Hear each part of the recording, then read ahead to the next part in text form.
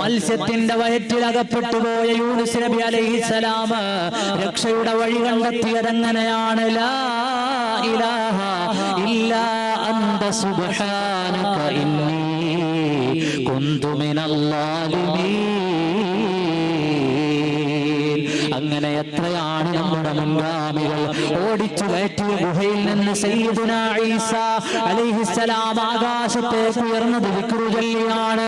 അതാ മക്കയിൽ നിന്ന് സർവാഡംബരങ്ങളും സർവായുധങ്ങളും ഏന്തി വന്ന ഖുറൈശികളുടെ വലിയ ഒരു സൈന്യം ബദറിലേക്ക് വരുമ്പോൾ നമ്മുടെ നേതാവായ സയ്യിദുനാ മുഹമ്മദുർ റസൂലുള്ളാഹി സ്വല്ലല്ലാഹു അലൈഹി വസല്ലമ തങ്ങൾ അതിജയിക്കുന്നതെങ്ങനെയാണ്?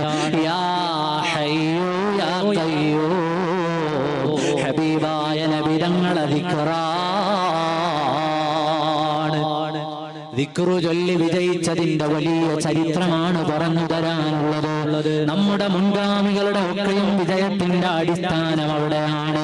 അവരൊക്കെയും ദിക്റ് ചൊല്ലിയപ്പോ അല്ലാഹു അവരെ പരിഗണിക്കുകയാണ്.